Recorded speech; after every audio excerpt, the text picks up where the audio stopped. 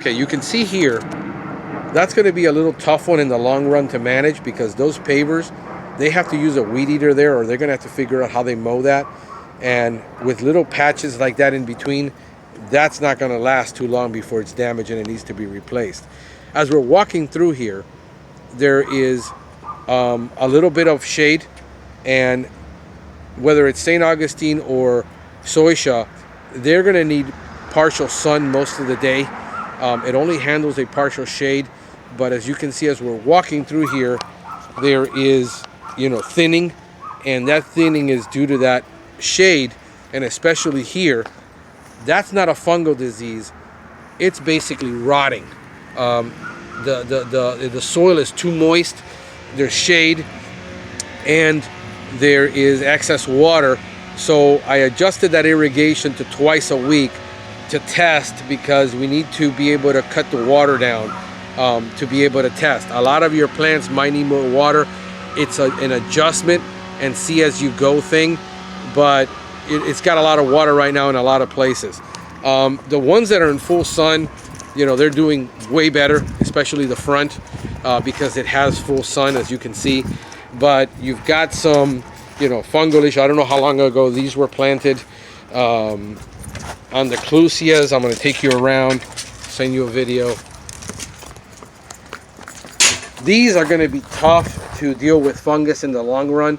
They're going to get it, and they're just very succulent, very plants that we can't cover under warranty service.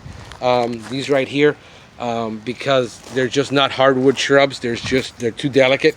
If you can see, you've got your clusias, and the clusias, are recently planted, so they're yellowing a bit. That should recover fine. Keeping water off of them, the irrigation system needs to be adjusted, because then you'll get the spots, and that's an indication of fungal disease, of over watering on the top. They can't take direct watering. Your palm trees are eventually going to need fertilizing. I know they were probably recently planted. They don't look too old.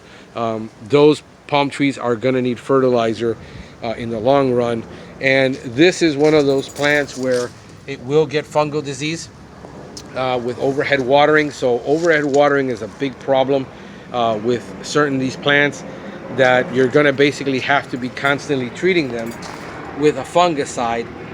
This looks really good. If you can tolerate this, if this is acceptable to you, then that's pretty much, you're going to get it a lot of times of the year, especially when it gets cold. There's also going to be snails, and we can't control snails. We don't have any more products to control snails that are available for landscape that don't have to be applied weekly.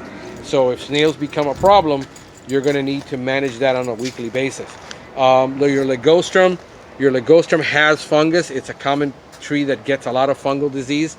Like I said, if this is acceptable to you, that's great. If it's not, then it needs to be sprayed pretty much on a monthly basis. So going out to the front, right here where we have this king sago, it has Asian scale. The problem with Asian scale is there is only one solution, and that's oil treatments, minimum on a monthly basis, to keep it kind of under control. It's suppressed. It is never controlled, because they're resistant to every insecticide. There is no treatment for Asian scale right now on sago palms. You can see the front looks really good, because it gets, it's also the sago. Here's your sago. It's got some disease. That needs to be sprayed on a regular basis to control that disease. So there's a lot going on here in your landscape. This one looks really good, because it gets a lot more sun, looks like, during the day. We will see what's going on with that. This is eventually, if this isn't treated or isn't changed out, it's going to encroach over here, and if you get grass weeds over here, we're not going to be able to solve that problem, because there is no treatment for grass weeds. Another thing I saw is you got some rodent stations outside. I don't know who's managing those for you, but those rodent stations are not legal. They need to be weighted. If that box gets hot and the bait gets loose, a child or a dog can pick this up and they can turn it over and the bait can come out. So those, if you're having a company do that, they need to put weighted stations. If you're doing this yourself, understand that that's a huge liability you have there. Other than that, like I said, you got issues, little fungal issues, minor. It all depends. These heliconias are going to need shade.